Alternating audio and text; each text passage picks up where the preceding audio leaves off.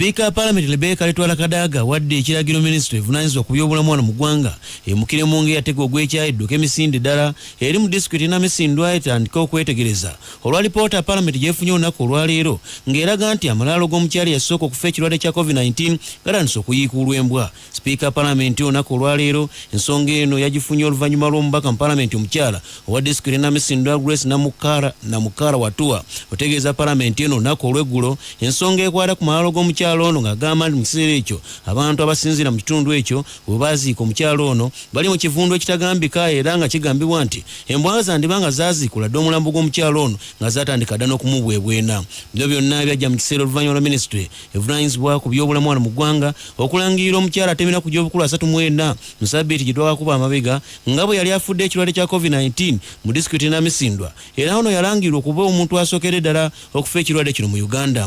Omubaka ono Watua era yasinzidde mu Parliament n'akuba obutakungula eri Ministry evunanyizibwa ku byobulamu edduka ezambwa mu disitulikiti n'Amisindwa yetaase abantu baayo ekivundu kiyitiridde era ng'agamba nti n'abantu abasinzira mu kitundu ekyo basaana baweebwe masiki obuuma obukebera ebbugumu ko ne sanitizers bino byonna bisobole okubatangira okukwatibwa ekirwadde ki COVID-19.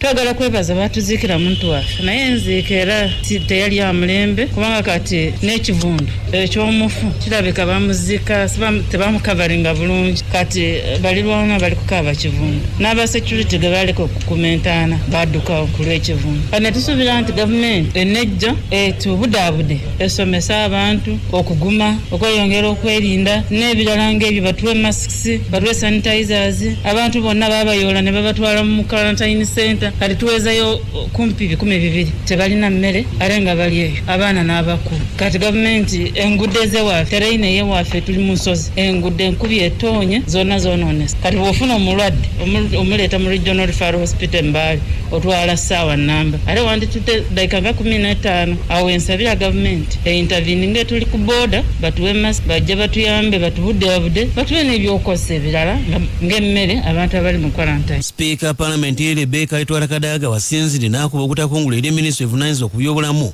oluvannyuma era n'agiragira egende mu disitulikiti n'Amisindwa erabe embeera eno nga bw'eri omulambo gw'omuntu ono gwandiba nga gwaziikibwa kungulu. We are told that the first beneficiaries of the mask were the border district. Now Namisindwa is a border district. So who is getting the mask if the border, which is still under lockdown, does not have masks? Now we need to ask the Minister for Health to urgently send a team to Namisindwa to ensure that this body is properly buried and also to treat the people who are around because maybe now they have problems. This is really, really urgent. So Minister of Health, I want to hear tomorrow whether you have sent somebody. This is very urgent. You are directed to send a team quickly to Namisindwa to ensure the burial of the lady, but also ensure that you supply them with sanitizers and the masks, especially the masks which you said are for the border districts. We need an urgent answer on this one tomorrow. Omukubiriza olukiiko olukulu olw'eggwanga The Right Honorable Rebecca Letwala Kadaga wadde ekiragiro Ministry evunanyizibwa ku bigwate ebiraze wano mu ggwanga egende ereme kubandala namu edduka enaddala mu kizinga ekyekoome mu disitulikiti y'e Mukono eraba abantu baayo engeri gye babonaabonamu olw'ensonga nti omuliro nabbambula atagambika yava gye yava n'alyoka agwa ku mayumba gaabwe gonna ne galyoka gasirikira omu n'ebyobugagga byabwe. Ensonga eno ereeteddwa mu Palamenti y'omubaka akiikirira disitulikiti y'e Mukono mu tuntu eyitibwa Mukono South Constituency Johnson Muyanja Nyonga mu lutuula lwa Palamenti olutuuziddwa olunaku olwaleero. My members, there are two issues. One, the issue of relief to the people of the Bisenya Islands, the office of the Prime Minister, if the Minister of Disaster Preparedness would arrange to address this situation urgently. But there's also the need for the Ministry of Internal Affairs to establish some fighting capacity in the islands because they do not have it. Thirdly, to ask the Ministry of Works what plans he has to facilitate the transport within the Kome Islands and give us an update if you could do that within a fortnight.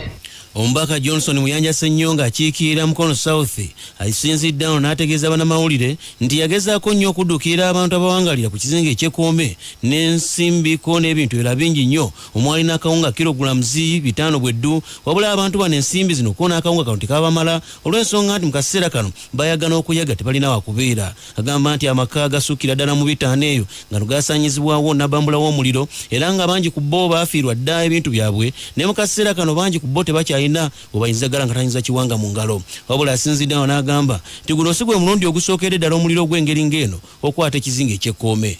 Come as fast as possible to rescue our people, because as we speak now, I only managed as a member of parliament to deliver just a few kilograms of postal, but over 600 people have nowhere to sleep, and the chairperson Ewaffe is having a very hard time to see how those people can be accommodated. And again, my Honourable Speaker, even our urgent request, can't they get one of the old ferries be repaired as we wait for a new one, so that those people can also be accessed, because Kome, we use canoe boats. When Honourable Speaker, all of us who went to rescue the people were almost losing our lives last Sunday when we locked the lock and our boat was totally destroyed.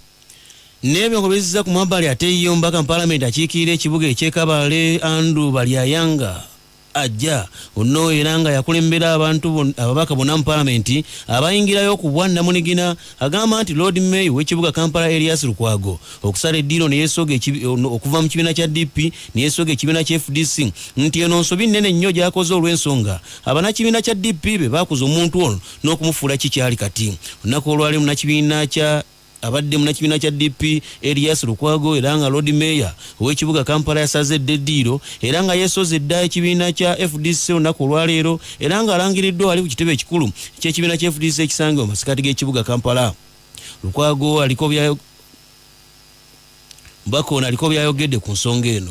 You see, Lukwago has been born and bred with DP. And to me, crossing to FDC, unless there is a bigger thing they have promised him, it wouldn't be right. Lukwago, for long, I had seen him, to me, was making a mistake. Following Besije in his footsteps, when he is from another party, to when he is a Lord Mayor, wouldn't give him a big step towards the next big thing. Because once you're a Lord Mayor, it means you can also be presidential material. So following Besije will not make him look to be man enough to be the next big thing, unless he has gone to FDC to be the flag bearer of FDC as a presidential candidate. Then to me it's a very big mistake. I don't think it would do him right to join the Forum for Democratic Change. Omubaka mu Paalamenti wa Kawempe North Latif Sebaga naye n'asinzirawo n'agamba nti bannakibiina kya DP ko n'ebibiina ebirala byonna singa biremerera okutuuza enjawukana kono kulwanagano zonna eziri mu bibiina bino bangi ku bantu bajulidde okusala eddiiro okuva mu bibiina ebyengeri ng'ebyo ate okwesoga ekibiina ekya National Unity Platform.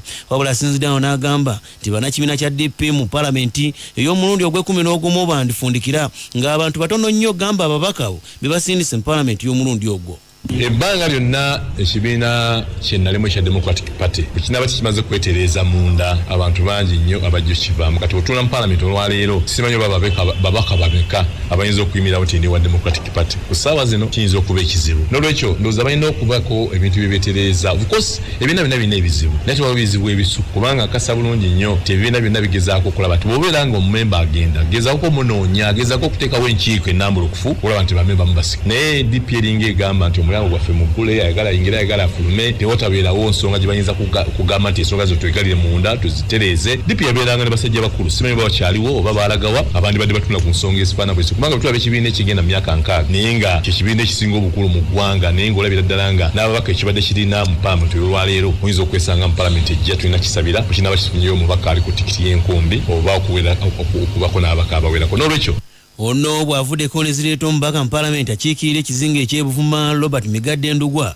n'agamba nti ekyokukyusakyusa ebibiina okuva mu kino okudda mu kibiina ekirala bino byonna si birungi kubanga bitataaganyiza ddala enteekateeka ez'ekibiina ekyo omuntu mwabeera avudde ate okudda awalala. Ebbanga lyonna obadde omulaba ng'asingako okukutiriza ku FDC Dr. Besigye n'okusinga mu kibiina mwali n'olwekyo nze ndowooza nti ebibiina kati birina okuddamu bikkaanye ekiseera ekimu twandibaddengawo ekiseera omuntu walina okyusiza ekibiina si buli ki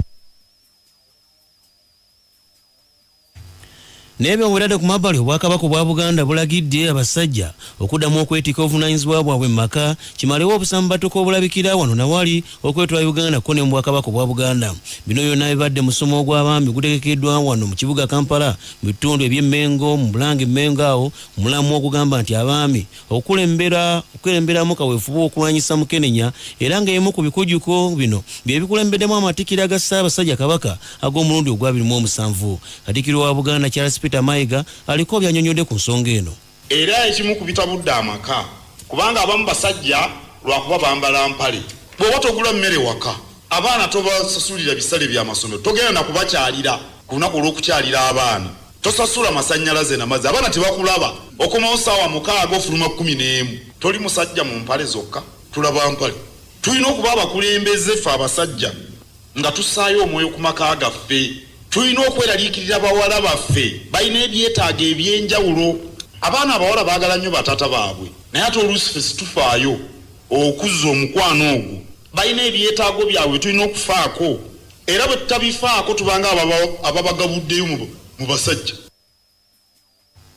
Richard Kabanda akiikirira minisitule y'ebyobulamu era asabye abakulembeze ku mitendera egy'enjawulo okubiriza abaami okukozesa obupiira okulwanyisa ekirwadde ekyamukenenya era n'okuteekerateekera amaka gaabwe bulungi. Mu buwangwa bwaffe wano mu Buganda oba oliawo ne mu bitundu ebirala tuyinza okuba tufuna ensonyi okwogera ku nkola y'okukozesa obupiira nga buno mu kwogera n'abaana baffe mu kwogera ne baganda baffe naye ndooza kyekiseera okusobola okulaba nti nno tetusirika ate nga bwe tuyina ne minisita akola ku by'obuwangwa oyinza okwesanga bajjajja kibasonyiwaza okwogera ku bintu bino naye bwe tuba nga tuli bakutambuza enjiri eno n'okusobola okulaba nti nno tugenda mu maaso mu nkola ey'okulaba nti tuziyiza abantu okufuna obulwadde tulina okutambuza enjiri. So kirungi okusobola okulaba nti bwe tuba tulowooza ku ky'okwengejinga abaami mu kuziyiza okufuna obulwadde kirungi tubaagazise n'okulowooza okubeera mu bulamu obulungi. Abakulembeze ab'akakiiko k'ebyokulonda mu disitulikiti y'Ebuyikwe basuze bulindaala okuwandiisa abaagala okwesimbawo ku bifo by'abavubuka abakadde n'abaliko obulemu wabula abalabudde abateewandiisa mu nkaala z'abalonzi tebeetantala kukanyuga luganja mu kifo we bagenda okuwandiisiza. Amawulire Kumakya era nga yakulira ebyokulonda mu disitulikiti y'Ebuyikwe aliko byategeezezza omusasi waffe ku nsonga eno. Buyikwe district tweteesese bulungi nominations eza special interest groups zigenda kubeera ku magombolola okutandika n'olunaku olw'enkya ng'ennaku z'omwezi 29 okutuuka nga ennaku z'omwezi 5 omwezi ogw'omunaana. Tubadde tugaba empapula mbulula tugenda kukozesa registers oba enkalala ez'abo abavubuka abalina emyaka 18 okutuuka nga tebanaweza myaka 3 n'abakadde abalina emyaka 6 n'okweyongera waggulu n'abo bonna abantu abalina obulemu ku mibiri gyabwe. Registers zaabwe nga bwe baaziraba mu biseera ebiyiseewo mu Gwokusatu zigenda kudda ku magombolola zikozesebwe okukebera abo bonna abaagala okwesimbawo oba ku nkalala zino baliko amaanya gaabwe galabikirako. Amawulire Kumakya era asinzidde wano n'asaba abantu bonna abagenda okulonda balonde n'obwegendereza kyokka n'alabula abantu abagenda okwewandiisa olunaku olw'enkya baleme kujja n'abantu bangi. Bagenze nga babasengejjaamu mpolampola nga batambula badda ku ddaala eriddako be bajja okulonda ba MPs oba ababaka abagenda mu Parliament ab'abalema ab'abakadde n'ab'abavubuka. Nga ffenna bwe tukimanyi tulina abo ababaka abakiikirira abo abantu aba special interest groups babeera 5-5. Kati buno obukiiko obw'ebyalo tulina okubuteekamu amaanyi kubanga bwebwo obugenda okulonda ate abantu abanene ennyo ababakiikirira abagenda nomination ez'enkya ezitandika enkya ez'ebyalo tusuubira nti candidate bw'anaaba asobodde agenda kujja n'abantu 2 sekenda ne nominator. Akakiiko k'ebyokulonda wakati nga katereeza okulonda kw'omwaka ogujja kagase waadi ya Kasenyi Caltex ne Nakayima mu kifo ky'omukiise omukyala akiika ku lukiiko olw'ekibuga eky'Emubende. Mu nkola enkadde Nakayima ebadde yagattibwa ne Kayinja waadi wabula oluvannyuma lw'omuwendo ogw'abantu okweyongera Nakayima kwe kugibwayo negattibwa ku Kasenyi Caltex era nga abakulembeze b'ekibuga Mubende kyebagambye nti kino kirungi ddala era nga kigenda kusembeza empeereza eri abantu aba Nakayima waadi. Omukiise wa Kasenyi Caltex era nga kati yagattiddwa ku Nakayima Stella Nakayima nga ono Estera twebaze agambye nti mu nkola empya ekitundu kya Nakayima kyetaaga okulowoozebwako ennyo naddala kusitula ebyenjigiriza okuyitimuka n'okwongera amaanyi masomero gonna ageetudde mu katundu ako. Kinajjukira nti mu mwezi ogw'omukaaga Mu mwaka gwa 2014 amagye okuva mu nkambi y'e Mubende gaasindikiriza abantu okuva ku byalo ebiwerako ku lusozi Boma ekyavaako abazadde okusenguka omuwendo gw'abayizi gonna mu ssomero lya Nakayima ne gukendeera era nga kigambibwa okuba nti kyekyavaako n'essomero lino lutaweebwa bikozesebwa birungi okuva eri ate gavumenti olw'ensonga nti abantu bano beetaaga ebikozesebwa agamba nga amayumba ag'abasomesa, amazzi ko n'ebintu ebirala bingi. Ab'omuluka gwange ab'Ekasenyi Katekisi nti baatugaseeko omuluka gwa Nakayima waadi. Eky'amasomo y'Ekasenyi Katekisi tetubadde bubi nnyo amasomero weegali. Naye nga Nakayima waadi ekyalina ekizibu ky'essomero lya Nakayima Primary School okuliza obujja. Ng'omukiise bw'akola Rotary Club egenda kunnyambako nfunire essomero eryo desike, ebitabo, kusinziira ebyetaago nga bwe biri. Omubaka Parliament wa Buyikwe South David Mutebi yalangiridde nga bamaliriza okujja empapula ze z'okwesimbawo akwatira ekibiina ky'ennaale mu bendera mu wa Buyikwe South ku bwa Parliament mu mwaka gwa 2021. Omubaka Mutebi okwogera bino byonna ategeezezza nti mu kisanja kye ekiwedde bingi byakoze gamba nga okunoonya amazzi amayonjo mu byalo, amasannyalaze gatambuzako n'ebintu ebirala bingi nnyo era nga bino abikoze ng'asakaako n'okulaba nga gatirizaako embeera ye yonna. Gamba nti ne ku mulundi guno bingi nnyo byatunuulidde n'okuddukira abavubi. Maze okwewandiisa okujja empapula okulaba nga nziramu okutwala obukulembeze bwa Buyikwe South Constituency ku KDNRM. Kino kiddiridde obuweereza bw'empiseemu emyaka gineena mwe tukungulidde ebintu ebiwerako era n'okumala okusima emisingi n'okusimba emirandira egy'okuddabulula constituency ya Buyikwe South naddala nga tulwana olutalo olw'okujja abantu baffe mu mbeera embi ey'obwavu. Nsimbi emirandira mu kino naye nga tukyetaaga ate okuteekateeka abantu baffe bangi okwenyigira mu mirimu egyo egivaamu ensimbi. Bamemba banna era nga bano bakazanyiikirizi okuva mu Babizonto Comedy Group era ko n'omuyimbi amayikiddwa nga Gerard Kiweewa olunaku olwaleero bateereddwa kakalu ka poliisi era nga bano bakulungudde ebiro bina mu kaduukulu ka poliisi. Poliisi esangibwa ekirekaawo eyitibwa Special Investigations Unit. Bano kigambibwa nti baliko obutambi bwe bakwata gye buvuddekaawo ng'obutambi buno nga bwali butemaatema mu mawanga wano mu Uganda era nga bano bwaviirako abantu bano okubakwata ne bakabasindikiza ate mu kaduukulu ka poliisi. Bano nga bakavaayo olunaku olwaleero boogeddeko n'abasasi waffe wano wabweru kizimbe Sseddumero Bugola Simba ne batubuulira olutabaalo n'embeera yonna nga bwetambudde. Kati kunyumiza waawo emmundu zajja wano nga buli emu aliko magazini 2 ne bullet proof oba bambala 2 naye nga oli ayambadde wano ne mabega ne Sherement nga buli omu asanga munne tebeebuuza buli omu ayisa muno nadde eno ne batutwala abasajja bavuga drone. Abasajja bavuga drone ebyenda ne byambuka eno Kataago ne bikka ku Sebusa ne bidda eno ne byewu abasajja bavuga emmotoka ne batutwala tebatunona bononyi batuwamba. Ono yamala dakika 5 nga tanaddangu ngayitanga opetowooli nga taliiwo batuwamba buwambi. Yes. Naye embeera yali etya mu kubatwala ate embeera etya yali ennyonyi bali bavuga bali mu nnyonyi motoka edduka emisinde nga bakutunuzzaamu omudumu motoka bweterontoka wano we ne bazirumba ne bazanga n'akasenya bakakunkumula bwe bati ne batwala ne CD zaffe ziriko kigenyagenya n'endala batukwata n'ebizibiti bingi era byonna byatwaliddwa. Kyasanywa nga firimu ndaba nnyo ezahola kati baabuuza lwaki olaba zino.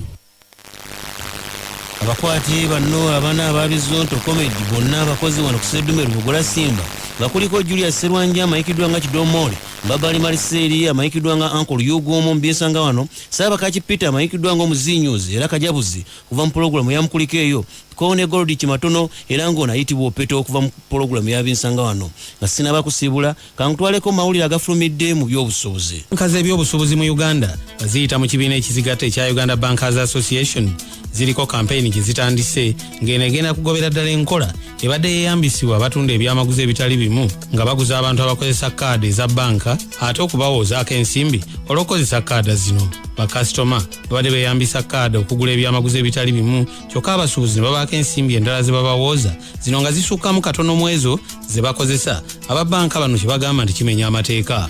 Wilbrod Wall Executive Director wa Uganda Bankers Association, agamba nti enteekateeka eno etuumiddwa no to charges egenda kwogiya abantu wonna naddala abakozesa kaada zino era nabo bakolaganire wamu n'abasuubuzi bannyini bizinensi enkola eno ekomezebwe. Kino kijidde mu kiseera nga Bank of Uganda omwaka oguyise mu Septemba lwe yalangirira nti okuwoza ensimbi endala omuntu akozesezza kaadi okugula ebintu kiba kimenya amateeka era n'erabula abasuubuzi okikomya. Waliwo bizinesi ezitali zimu omuli ebirabo by'emmere, eby'omwenge, amaduuka nga bikkiriza kaada zino okuzikozesa okugula awamu n'okutunda ebintu. Kumpi kaada obukadde 2 kati zezikozesebwa mu nteekateeka eno era nga bannannyini banka zino bagamba tibeetaaga baweze bakasitoma obukadde 14,600 abalina kaada zino.